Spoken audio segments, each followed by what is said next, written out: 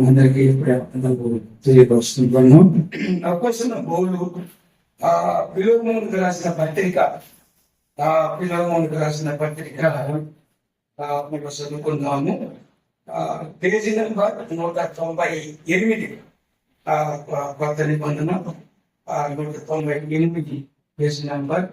కాబట్టి అపోస్తలుల పౌలు ఫిలెమోనుకు రాసిన పత్రికలో మనము చదువుకొని మనము ముందుకు సాగిపోతాము. 1వ అధ్యాయంలో 8వ వచనము, 10వ వచనం, 11వ వచనం మనము చదువుకొని ముందుకు సాగిపోతాము. కావున యుక్తమైన దానికి వచ్చి నీకు ఆజ్ఞాపించుటకు క్రీస్తు నందు నాకు బహుధైర్యము కలిగి ఉన్నాను. యుక్తులను ఇప్పుడు క్రీస్తు యేసు ఖైదై ఉన్న పౌలను నేను ప్రేమను బట్టి వేడుకుంటా మరి మంచిదనుకుని నా పంతకంలో నేను కలిగిన నా కుమారుడు నిశ్చయము కోసం నేను వేడుకొనుచున్నాను. అతడు మునుపు నేను నిష్ప్రయోజనమైన వాడే కానీ ఇప్పుడు నీకు నాకు ప్రయోజనకరమైన వాడై ఆయన ప్రార్థన చేసుకొని మనము ముందుకు సాగిపోదాం. శాశ్వతమైన ప్రేమతో నీతిగా ప్రేమిస్తున్నాము దేవా, నీకే ఉదయం వచ్చి చేసుకుంటున్నాను. పరిశుద్ధుడా, పవిత్రుడా, నిన్న నేడు ఏకరీతిగా ఉన్న దేవా, నీకే ఉదయం వచ్చి తీసుకుంటున్నాం స్వామి. అయ్యా తండ్రి, ఈ యొక్క శుద్ధి కోరికలు ఈ దినన్నిటిలో ప్రభావ మీ పాద సన్నిధిలో మేము నిలిచి ఉన్నాము. మేము అర్హులు కాము ప్రభా, యోగ్యులను కాదు ప్రభావం తండ్రి. మీ నీడ ప్రకటన కూడా మేము నిలుచుకోవడానికి మేము అర్హులు కాము దేవా, నీకే వందనములు చేసుకుంటున్నాము. కేవలము మీ కృప పొలనాలు మేము తెలిసి ఉన్నాము దేవానికి వదనాలు. చదువు లేఖనం మాది కాదు కనుక మీరే మాతో మాట్లాడమని మా యొక్క ఆత్మీయ జీవితానికి, సంఘానికి, పెద్దలకు అందరికీ క్షేమకరమైన వర్తమానాన్ని మీరు మాట్లాడి మమ్మల్ని ఒక్కొక్కరిని బలపరిచి ఉల్లంపి ఆదరించి ప్రభావం యొక్క రాగల వరకు నమ్మకముగా కొనసాగడానికి ఇచ్చిన తండ్రిని బట్టి ప్రభావం స్వీకరిస్తూ మేము వస్తూ కనపరుస్తూ మా రక్షకుడైన ఈ మోక్షకుడైన యేసు క్రీస్తు అతి శ్రేష్టమైన నామంలో అడిగి వేడుకుంటున్నాం తండ్రి, ఆమేన్. అపోస్తలుల పౌలు ఫిలెమోనుకి రాస్తున్నాడు. ఆది కాండం నుంచి ప్రకటన గ్రంథం వరకు ఇది చిన్న పత్రిక, చిన్న పుస్తకం, చిన్న లెటర్. కాబట్టి ఈ చిన్న పుస్తకంలో, చిన్న పత్రికలో గొప్ప విషయాలు ఉన్నాయి, శక్తివంతమైన విషయాలు ఉన్నాయి, ప్రయోజనకరమైన విషయాలు ఉన్నాయి. పత్రిక చిన్న కానీ ఆలోచన చేద్దాం. అపోస్తలుల పౌలు ఫిలెమోనుకు రాస్తున్నాడు.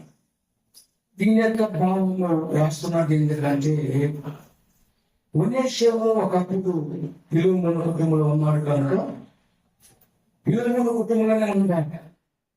ఫిలెమోను ధనవంతుడు, గొప్పవాడు.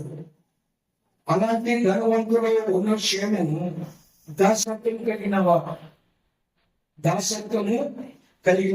అందుకే చూడండి 1వ అధ్యాయం 15వ వచనం ఉంది. అతడికి మీదట దాసుడుగా ఉండగా, అంటే ఫిలెమోను కుటుంబంలో ధనవంతుడు కుటుంబంలో కాబట్టి దాసత్వం కలిగినవా, దాసుడుగా ఉన్నవా, పనివాడుగా ఉన్నవా, పని చేస్తున్నవాడు. కాబట్టి అక్కడ న్యాయం చేశాడు. ఆ కుటుంబంలో సంఘం ఉంది. అందుకగా 2వ వచనం నీటిలో ఉన్న సంఘంలో, అంటే ఫిలెమోను కుటుంబంలో సంఘం ఉంది. ఆ సంఘంలో ఫిలెమోనుగా ఉన్నాడు. ఆ ఫిలోమోను కుటుంబంలో దాసత్వం కలిగిన ఒనేషియం ఉన్నాడు. కాబట్టి దాసత్వంలో ఉన్నవాడు తిరిగి ఫిలోమోను కుటుంబంలో న్యాయం చేసి దొంగతనం చేసి శరసాలకి వెళ్ళినట్లుగా మనం చూస్తున్నాం. అందుకే అక్కడ ఒక మాట ఉంది, ఆ 18వ వచనంలో చూడండి. 18వ వచనంలో అతడు నీకు ఏమైనా నష్టము కలిగి చేసిన ఎడలా, నీకేమైనా రుణమున్న ఎడలా అన్నాడు. కాబట్టి ఫిలోమోనులో మరి నష్టము జ్ఞాపకం చేసిన వాడుగా ఉన్నాడు కనుక తిరిగి అపోస్తలుల పౌలు రోమా చెరసాలలో ఉన్నాడు. రోమా చెరసాలలో ఉన్నాడు. చూడండి మరి అపోస్తలుల కార్యం చూడండి. అపోస్తలుల కార్యం నాకు తక్కువ టైం చేద్దాను, ఎక్కువ మంచిదే, నేను ఎక్కువ చెప్పదలుచుకోలేదు కనుక మరి తుదిగా మనం వద్దాం. అపోస్తలుల కార్యము 28వ అధ్యాయము 23వ వచనం చూడండి. 23వ వచనం 23వ వచనంలో ఉన్నది. అతని అందుకు ముందు 17వ వచనం 3 దినముల తర్వాత అతడు యూదులలో ముగ్గురైన వారిని తన యొద్దకు పిలిపించి, వారు కూడి వచ్చినప్పుడు సహోదరులారా, నేను మన ప్రజలపైనను పితరుల ఆచారమైనను ప్రతికూలమైనది ఏది చేయకపోయినాను యేసు ముందు రోమీయులకు చేతికి నేను ఖైదీగా అప్పగించబడితిని. అంటే అపోస్తలుల పౌలు మరి రోమా చెరసాలలో ఖైదీగా ఉన్నాడు. అదే ఖైదీ చెరసాలలో ఒనేషిము నేరం చేసి వెళ్ళినప్పుడు అక్కడ అపోస్తలుల పౌలు మరి ఒనేషిముకు సువార్త చెప్పిన తర్వాత, మరి ఒనేషిము మారిన తర్వాత, ప్రభువులో మారిన తర్వాత, మారు మనసుల తర్వాత తిరిగి మరి ఒనేషిము మరి ఫిలోమోను దగ్గరికి పంపాలని అపోస్తలుల పౌలు ఫిలోమోనుకు ఒక పత్రిక రాస్తున్నాడు. ఆ పత్రిక, ఈ పత్రిక పేరే మాదిరికరమైన పత్రిక అంటాము. మొదటిగా ఈ పత్రిక ఒక మాదిరికరమైనది. కాబట్టి మాదిరికరమైన ప్రేమలో ఒక మాదిరికరమైన ప్రేమ ఈ పత్రికలో గుప్తమైనది. అదే రీతిగా రెండవదిగా ఆదర్శమైన ప్రేమ దీంట్లో కనబడుతున్నది. అందుకే ఫిలోమోనులో ఆదర్శమైన ప్రేమ ఉన్నది, ఫిలోమోనులో మాదిరికమైన ప్రేమ ఉన్నది. కనుక ఈ ఒనేషిమును ఫిలోమోను చేర్చుకుంటారని ఆయన అపోస్తలుల ఈ పత్రిక రాసి, ఈ పత్రిక ద్వారా మరి ఒనేషిమునకు అక్కడ రాస్తున్నట్లుగా మనం చూస్తున్నాం. అందుకే ఆ చెరసాలలో ఆ సువార్తను అక్కడ ప్రకటిస్తున్నట్లుగా మనం చూస్తున్నాం. అందుకే మరి అపోస్తలుల కార్యంలో కూడా చూడండి.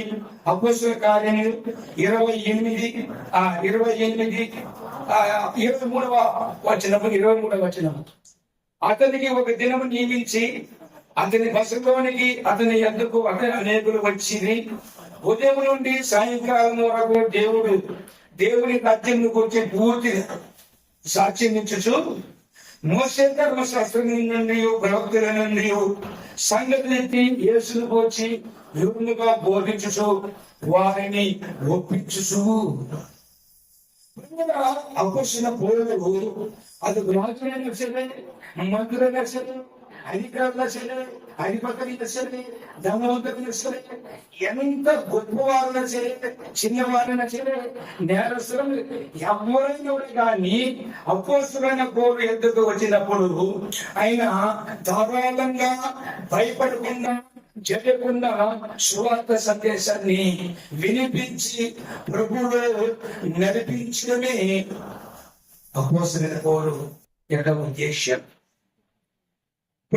ఆయన ఏ విషయంలో ఆయన భయపడే విషయం అనేది.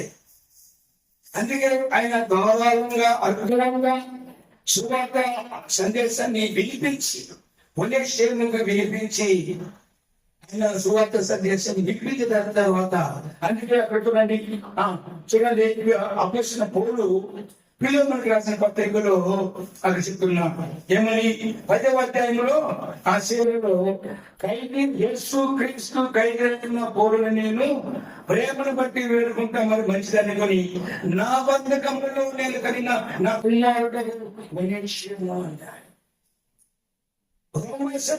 ఉన్నప్పుడు అపోస్తలుడైన పౌలు సువార్తను చెప్పిన తర్వాత ఒకప్పుడు నేరస్తుడు ఒకప్పుడు దొంగ ఒకప్పుడు అన్యాయస్తుడు కాబట్టి అలాంటి వారిని మరి చెరసాలకు వెళ్ళినప్పుడు అపోస్తలుడైన పౌలు సువార్త ద్వారా మరి ఆయనని ఆత్మీయంగా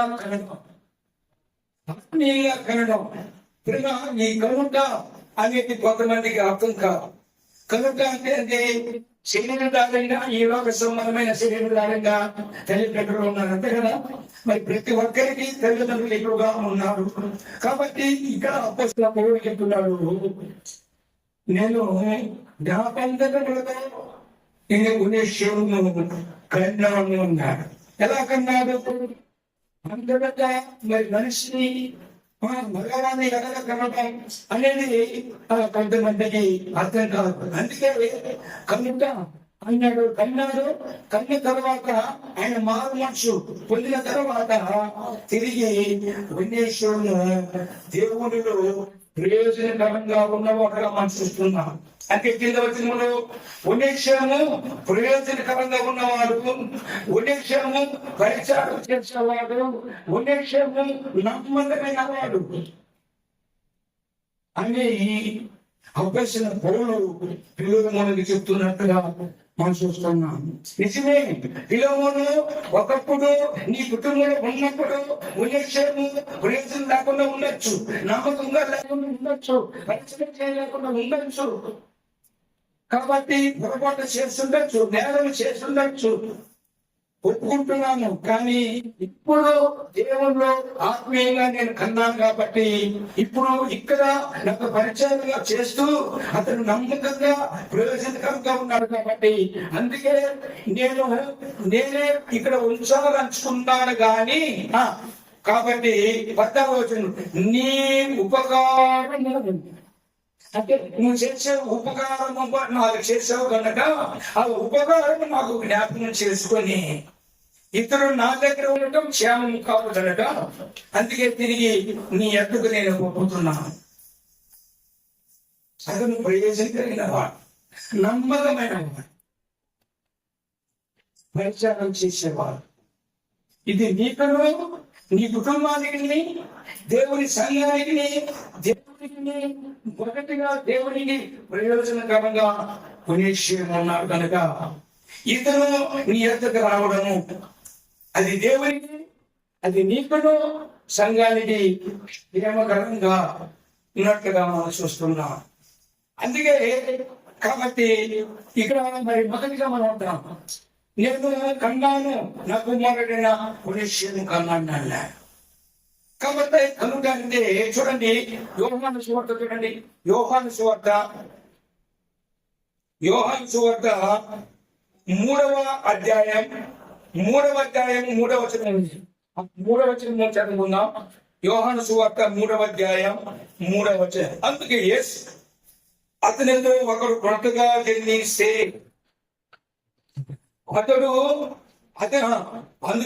అతనితో ఒకరు క్రొత్తగా జన్మిస్తే కానీ అతని దేవుని రాజ్యమును చూడలేడని నీకు నిశ్చయముగా చెప్పుచున్నాను. అందుకు నికోదేము ముసలివాడైన మనుషుడిలాగా జన్మింపగలడు, 2వ మారు తల్లిదండ్రులను ప్రదర్శించి జన్మించగలడా ఆయన అడగగా యేసు ఇతను ఒకరు నీటి మూలముగాను ఆత్మ మూలముగాను జన్మిస్తే కానీ దేవుని రాజ్యంలో ప్రవేశించలేదని నీతి నిశ్చయముగా చెప్పుచున్నాను. కాబట్టి శరీరం మూలంగా జన్మించినది శరీరమును, ఆత్మ మూలముగా జన్మించినది ఆత్మీయ ఉన్నది. మీరు కొత్తగా జన్మింపని నీతో చెప్పినందుకు ఆశ్చర్యపడవద్దు. గాలికి దానికి ఇష్టమైన చోట విసురు, నీవు దాని శక్తమైందిలో కానీ అది ఎక్కడి నుండి వచ్చును, ఎక్కడికి పోవును అది నీకు తెలియదు. ఆత్మీయంగా జన్మించే ప్రతి వాడును అలాగే ఉన్నాడు. అందుకు నికోదేము ఈ సంగతులు ఎలాగా సాధ్యము, ఈ సంగతులు ఎలాగా సాధ్యము? నికోదేము ఇశ్రాయేలు ప్రజలకు బోధకుడే, పరిచారకుడే, రాజే, గొప్పవాడే. అయినా యేసు ప్రభు చెప్పిన మాటలు ఆయనకు అర్థం కాదు. ఇప్పుడు మనకు నాకు కానీ ఎవరు కానీ దేవుని యొక్క విషయాలు కొద్దిగా అర్థం కావాలి. పరలోకం అంటే అర్థం కాదు, పరిచయం అంటే అర్థం కాదు, సమయం అంటే అర్థం కాదు, సాహసం అంటే అర్థం కాదు, దేవుడి యొక్క గొప్పతనం అంటే అర్థం కాదు. ఆయన బోధకుడే, నువ్వు బోధకుడే ఉండి నీకు తెలియదా? కాబట్టి ఆయన నువ్వు దేవుని కుమారుడు, నీ సత్యవంతుడు అని అంటున్నావు దేవుని దగ్గరికి వచ్చినప్పుడు. కానీ ఆయన మాటలకు ముచ్చుకునేది దేవుడు ప్రపంచం. ఏం చెప్పారు? ఒకరు క్రొత్తగా. దీన్ని బట్టి మనకి ఏమవుతుంది ఆలోచించేస్తా. అతను ఏమొచ్చి నువ్వు దేవుని వచ్చిన బోధకుడు అని, నువ్వు సత్యవంతుడు అని, దేవుడు అని, దేవుని కుమారుడు అని చెప్తూ ఉన్నప్పుడు దేవుడు ఏం చెప్తున్నాడు? కరెక్ట్ అన్నాడా? కరెక్ట్ అన్నాడా? కాబట్టి ఒకరు క్రొత్తగా అన్నాడు. దీన్ని బట్టి మనకు ఏం అర్థమవుతుందంటే దేవుని సత్యాన్ని, ఆత్మీయ జీవితం, దేవుల్లో ఆత్మీయ జీవితము లేకుండా, మనసు లేకుండా, దేవుణ్ణి మహిమపరచకుండా మనము దేవుని బైబిల్ పట్టుకున్నా, సంఘానికి వచ్చినా, సాహసంగా ఉన్నా, ఏది ఉన్నా దేవుని కార్యాలు అర్థం కాదు, దేవుని వాక్యాలు అర్థం కాదు, దేవుని మేలులు, ఉపకారాలు ఏం అర్థం కాదు. ఉండొచ్చు. అందుకే ఒకడు నీటి మూలంగా అన్నాడు. నీరంటే అంటే కదా, నీటి మూలంగా అంటే నీరంటే మనం ఏమనుకుంటాం? నీరంటే నీరంటే ఏదో బాప్తిజం తీసుకొని సంఘానికి పోతున్నాము అని మనం అనుకుంటాం. కాబట్టి నీటి మూలంగా నీరనగా బాప్తిజం కాదు. కానీ నీరంటేనే దేవుని వాక్యం.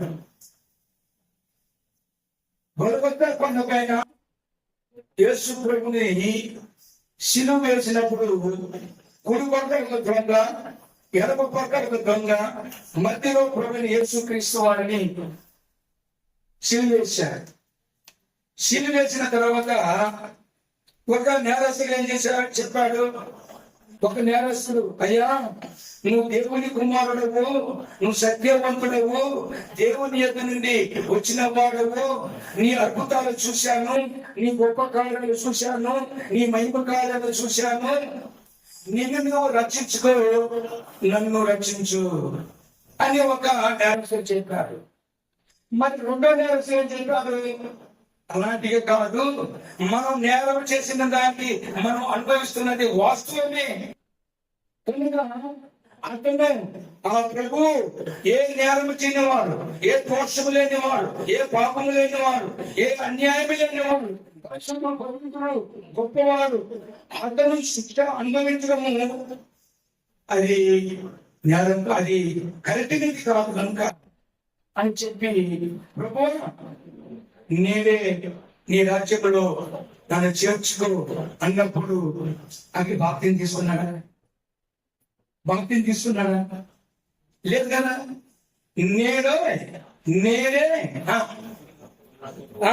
నేడే చెప్పండి, తెలుసు. నేడే నాతో కూడా పరదేశంలో ముందు చూడండి. అక్కడ బాప్తిస్మ అనేది కాదు ప్రాముఖ్యమైనది. ఏది ప్రాముఖ్యమైనది? అక్కడ సంభాషణ జరిగింది. ఏ సంభాషణ?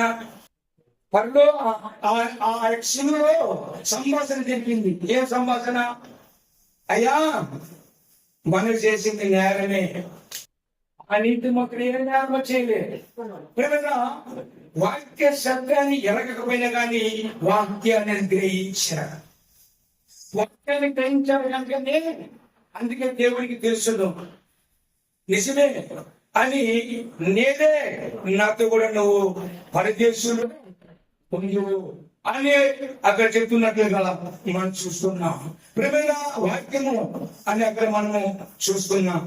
చూడండి ఎఫెసీయులకు రాసిన పత్రిక, అపోస్తలుడైన పౌలు ఎఫెసీయులకు రాసిన పత్రిక 5వ అధ్యాయం 27వ వచనం. అంటే పూర్తిగా అది మనకు వద్దు కానీ అక్కడ మనకు కావాల్సిన ముఖ్యం మనం తీసుకుందాం. వాక్యముతో ఉదక స్నానం చేత దానిని పవిత్రపరిచి పరిశుద్ధపరచకై దాని కొరకు తను తాను అప్పగించుకొనెను. మనం పరలోక రాజ్యానికి చెందాలంటే, మారు మనసు పొందాలంటే, దేవుని పిల్లగా దేవుని రాజ్యానికి మనము వారసులు కావాలంటే, దేవునిలో నిజమైన ఆత్మీయ జీవితము మనం పొందాలంటే ఏ స్థానం కావాలి? ఏ స్థానం కావాలి? మీకు చదువుంది కదా, ఆలోచించింది. వాక్యం అనే స్థానం. వాక్యమి విని వాక్యము ఏది చెబుతుందో దానికి లోపడటమే కాదు, దాని ప్రకారంగా నడవటమే దేవుని యొక్క ఉద్దేశం. దేవుని వాక్య ప్రకారంగా మనం నడకపోతే, మనం బాప్తిజం తీసుకున్నా, దేవుని ఆరాధించినా, ఎవరైనా సరే దేవుని రాజ్యానికి మనము వారసులము కానేరము. అక్కడ బాప్తిజం అనేది ప్రాముఖ్యమైనది కాదు, వాక్యం అనే స్థానం. దేవుడు మనకు ఒక పరిశుద్ధ గ్రంథాన్ని మనకి ఇచ్చాడు. ఈ పరిశుద్ధ గ్రంథాన్ని మన చేతికి ఇచ్చిన తర్వాత మనము చదువుతున్న వారు చదివి, చదవలేని వారు వాక్యాన్ని విని, ఆ వాక్యానికి లోబడి ఆ వాక్యము ఏది చెబుతుందో దాని ప్రకారంగా మనం నడిచి దేవుని మన యొక్క క్రియల ద్వారా దేవుని మహిమపరిచి దేవుని కీర్తించి నడవడమే ఆయన యొక్క ఉద్దేశం. ఆయన యొక్క రాజ్యానికి వారసులం.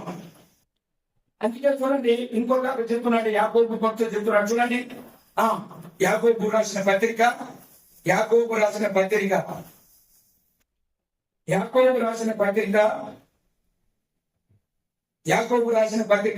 అధ్యాయం 8వ వచనం.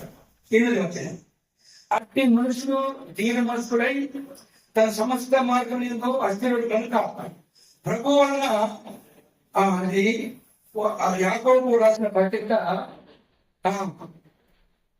అది సత్యం వాక్యం అని ఉంటుంది. అక్కడ యాకోబు రాసిన పత్రిక సత్యము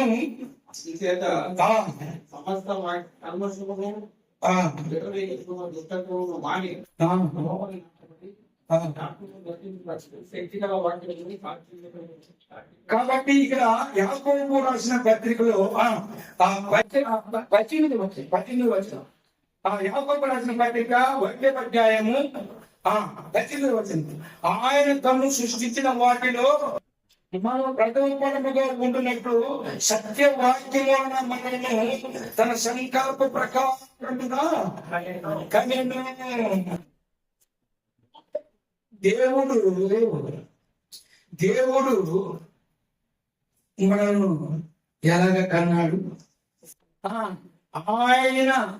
ఆయనలో, ఆయన రాజ్యములో, ఆయన సృష్టించిన దానన్నిటిలో, పరలోక రాజ్యములో అన్నిటిలో, ఈ సృష్టి యావత్తులో ఏది గాని ఎలా నిల్చులో గాని మనము ప్రథమ ఫలముగా ఉంటున్నట్లుగా ఆయన నీతి వాక్యం అనే స్థానంలో, సత్యమనే స్థానంలో మనలను ప్రభుని యేసుక్రీస్తు వారు ఏర్పరచుకొని కనుక్కున్నట్లుగా మనం చూస్తున్నాం.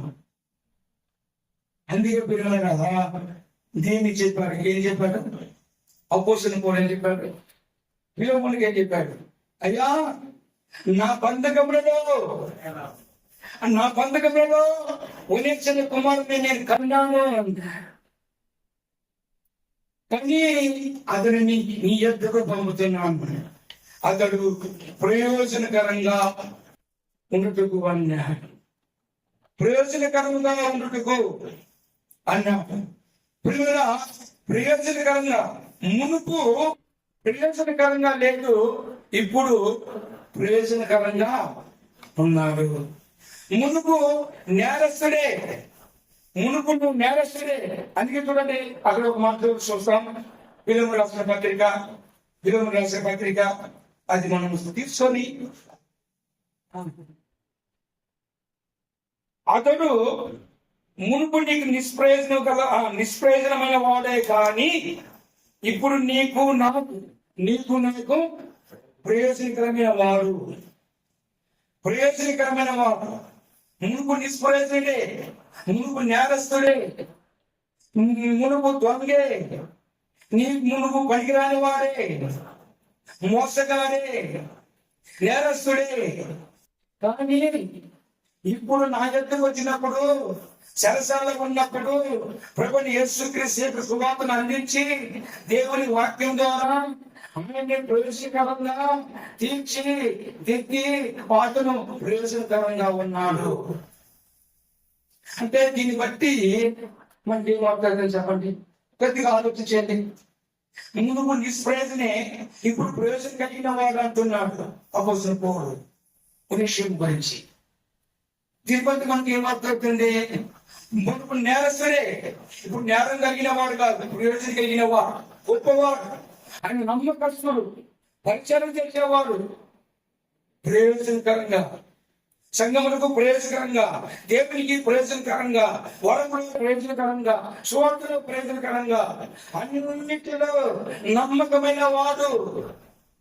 మునుపు దాసుడే కానీ నమ్మకమైన వాడు, ప్రయోజనం కలిగిన వాడు అని అపోస్తలుడు పౌలు పిలువము చెప్పినట్టుగా కొనిషం గురించి మనం చూస్తున్నాం. అర్థం చేస్తున్నాం పిల్లరా. మరి నేరస్తుడు దేవుడిలో ఎంత మార్పు కలిగిన వాడు, ఎంత మార్పు, క్రీస్తులో మార్పు ఎంత గొప్పది, క్రీస్తులో గొప్ప ఎంత మార్పు. నేను మొన్న పేపర్ చూశాను, ఢిల్లీలో బిఫోర్ అంటే ఇది ముందు నిర్భయ ఒక ఇన్సిడెంట్ జరిగింది. బస్సులో నిర్భయ ఒక ఇన్సిడెంట్ జరిగింది, ఘోరంగా నేరం జరిగింది. తిరిగి మొన్న రీసెంట్ గా 2 రోజుల ముందు మళ్ళీ అదే ఇన్సిడెంట్ ఢిల్లీలో జరిగినప్పుడు వాళ్ళ ప్రభుత్వం ఒక మాట చెప్పింది. ప్రభుత్వాలు, అధికారులు, చట్టాలు వారు ఒక మాట చెప్పారు.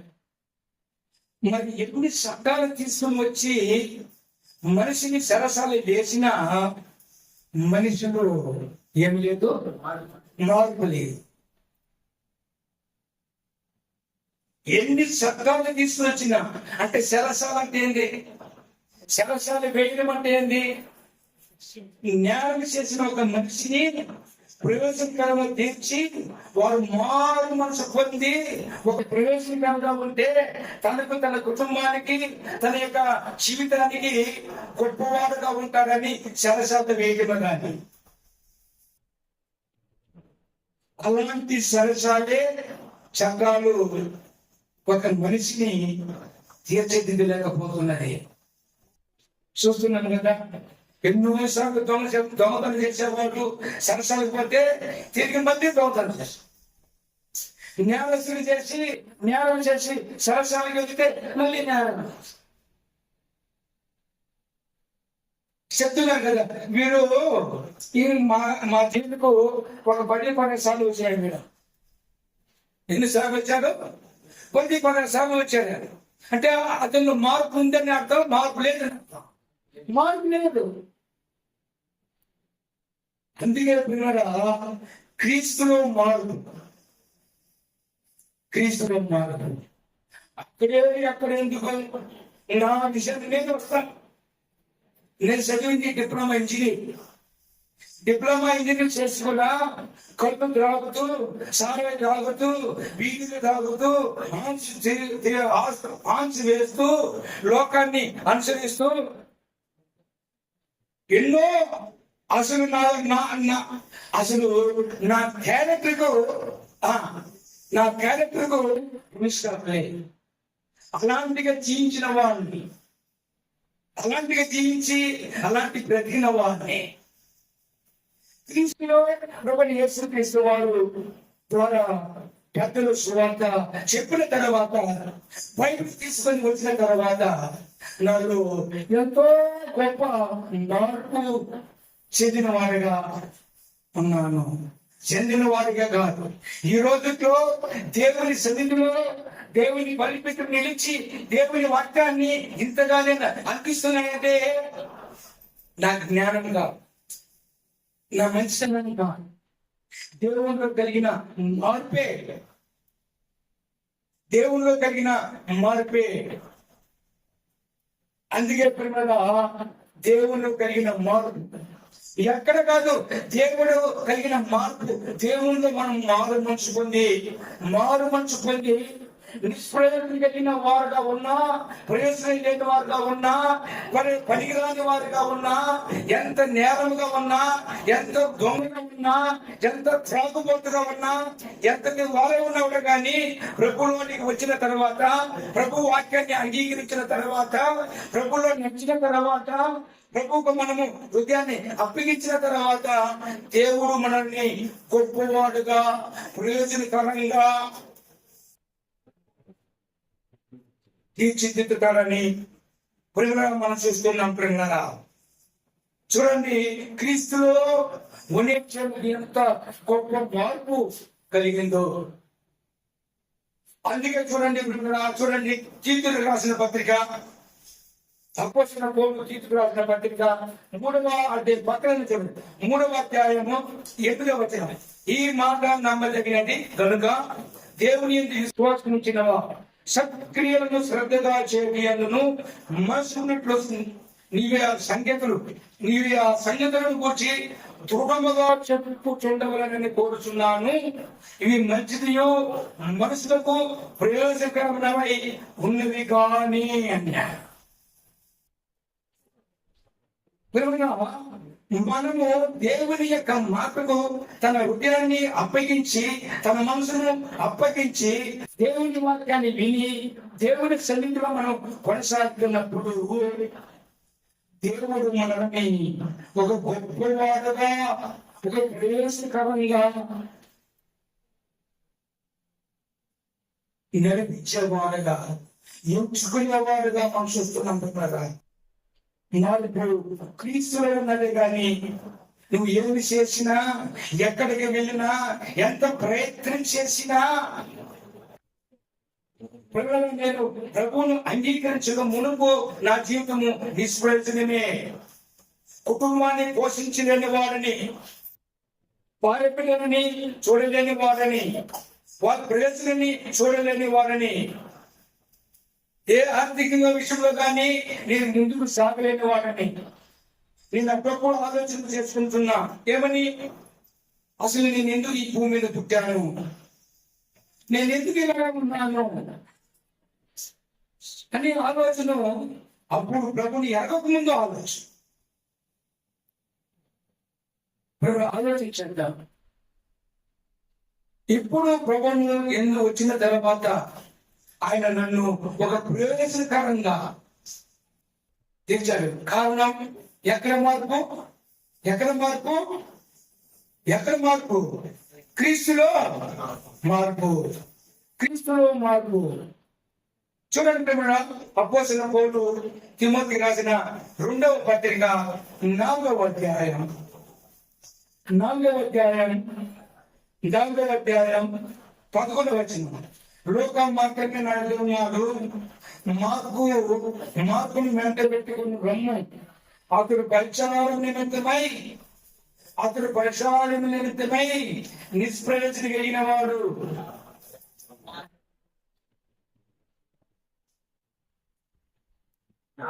వాక్యం ఎవరు గ్రహించిన ఆలోచన సందర్భంలో చూడండి, అక్కడ మార్పుని వెంట పెట్టుకునిరా, మార్పుని వెంట పెట్టుకునిరా.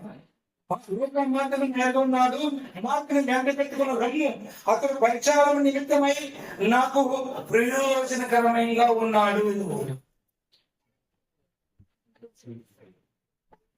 ప్రయోజనకరంగా ఉన్నాడు.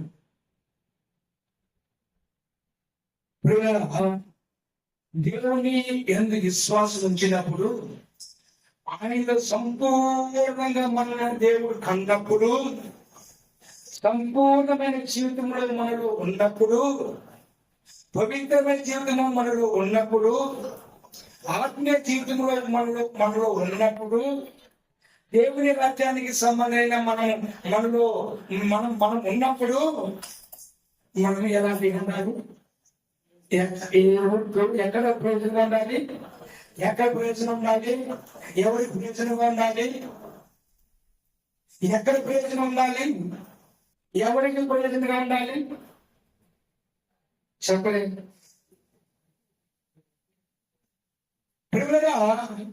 దేవునికి ప్రయోజనకరంగా ఉండాలి. మొదటి దేవునికి ప్రయోజనకరంగా ఉండాలి. రెండవదిగా దేవునికి ప్రయోజనకరంగా ఉండాలి. రెండవదిగా నిన్ను దేవుడు ఏ సంఘానికి నడిపించాడో ఆ సంఘానికి నువ్వు ప్రయోజనకరంగా ఉండాలి. అందుకే దేవుడు తన కుటుంబానికి నడిపించాడు. ఇది నా కుటుంబం, ఈ నా కుటుంబంలో నాకు ప్రయోజనంగా ఉండు, నా కుటుంబంకి ప్రయోజనంగా ఉండు. నువ్వు నా బిడ్డగా ఉన్నప్పుడు నిష్ప్రయోజనంగా ఉండద్దు. ఈ మాట ఎందుకు చెప్తున్నాడు? ఆ మాట అపోస్తలుల పౌలు అంటే ఎందుకు రావాల్సి వచ్చింది? ఆ మాట తిమోతి పక్కకు వస్తున్నాడు. తిమోతి, అపోస్తలుల పౌలు ఎందుకు ఆ మాట అక్కడ మెన్షన్ చేయాల్సి వస్తుంది? ఆలోచించేద్దాం.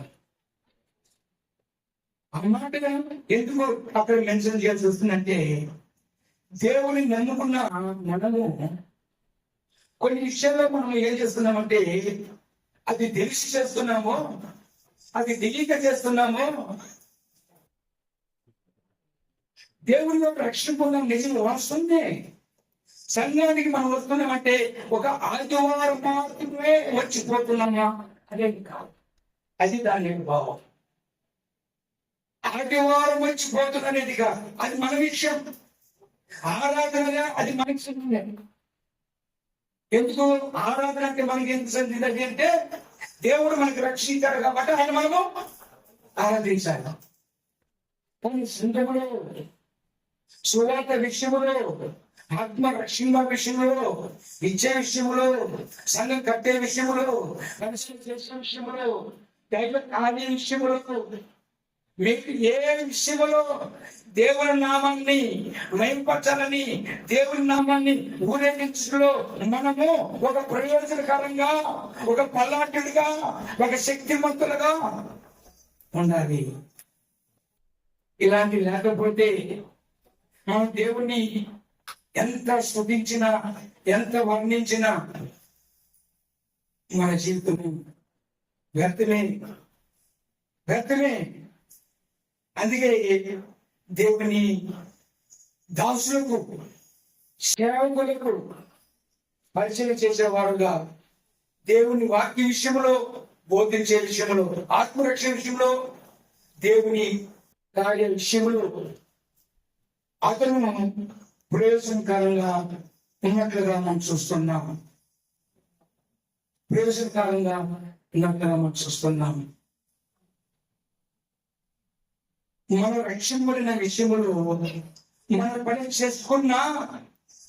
మన పని చేసుకున్నాడు కానీ దేవుని కార్యాలలో, దేవుని విషయంలో అన్నిటికీ ముందుగా ఉండాలి. మన కోఆపరేషన్ ఉండి, మన ఉద్యోగం ఉండి, మన ఆరోగ్యం ఉండి, మన కుటుంబ యొక్క మరి స్థితి ఉండి, ఎలాంటిగా ఉండేవాడు కానీ మనం ఏం చేయాలి? దేవుని కార్యాలలో, దేవుని అన్నిటిలో, సంఘములు, మనం ఒక ప్రయోజనకరంగా ఉండాలి. ప్రయోజనకరంగా ఉండాలి. ప్రయోజనకరంగా లేకపోతే అందుకే కదా ప్రయోజనకరంగా ఉండకపోతే ఒక విత్తనం తోడ పక్కలో విత్తనం, ఒక విత్తనం ముందు పొదల్లో విత్తనం, ఒక విత్తనం పంట మీద విత్తనం, ఒక విత్తనం మంచి నేల విత్తనం, త్రోవ పక్కన విత్తనం పచ్చులది పంట మీద ఎదిగింది కానీ ఎదురు చనిపోయి, ముందు పొదల విత్తనం అది మోపుగా పెరిగింది కానీ అది ఏమైంది, ఆ ముళ్ళు బదులు అంచి వేసింది. మరి ముళ్ళు మోపుగా వచ్చింది కానీ ముళ్ళు పొద ద్వారా మరి అంచి వేసింది. దాంట్లో పొలాలు వస్తుందా, కాయలు వస్తుందా, పండ్లు వస్తుందా, కోసుకుంటాము లేదు కదా. ఇప్పుడు అందుకే మనం రక్షింపబడిన మనం ముళ్ళు పొదలు ఉన్నాయి. లోకము ఆకర్షణ, ధనము ఆకర్షణ, విశాలమైన ఆకర్షణ, బంధువు ఆకర్షణ, దీనికి లోనై దేవుని కార్యాలని దేవుని చిత్తాన్ని నెరవేర్చకుండా ప్రయోజనకరం లేకుండా దానికి మనము అయస్కాంతలాగా లోనైపోయి విరుగుతాం. దీని వలన దేవుళ్ళు మనకు ఫలాలు లేదు, అభివృద్ధి లేదు, ఆత్మీయ జీవితం లేదు, ఎదుగుదల లేదు. అంచవేస్తున్న కదా ఆలోచన చేద్దాం. రక్షింపడిన నీవు, ప్రభువులో నీవు ఆత్మీయంగా కన్న నీవు అపోస్తలుడైన పౌలు ఫిలెమోనుకు చెప్పినట్లుగా నిష్ప్రయోజనం వాడే ఇప్పుడు ప్రయోజనకరంగా ఉన్నాడు. రెండవదిగా నమ్మకమైన వాడు, మూడవదిగా పరిచారకుడు. అయ్యా అమ్మ లోకంలో ఎలాగా ఉన్నావో ప్రభు నమ్ముకొని తిరిగి ప్రభు దగ్గరికి వచ్చినప్పుడు నువ్వు అలాగా ఉంటే నువ్వు ప్రయోజనం లేదు. ఆలోచన చేసుకుందా, ఆలోచన చేసి దేవుని కార్యాల్లో మనము ముందుకు సాగుదాం. మన పెద్దల దగ్గర మనం ప్రభులో నేర్చుకుంటాం, సంఘంలో నేర్చుకుందాం. దేవుడు ఆలోచన చేద్దాం. ప్రయోజనకరంగా ఉండాలని దేవుడు మనతో మాట్లాడుతున్నాడు. ఆ ప్రయోజనము దేవుని వాక్యం ద్వారా సంఘములు దేవుని వాక్య విషయములు మనం విని మనము దాని ప్రకారంగా ప్రయోజనకరంగా ఉందాం. దేవుడి వాక్యాన్ని దీవిస్తాం.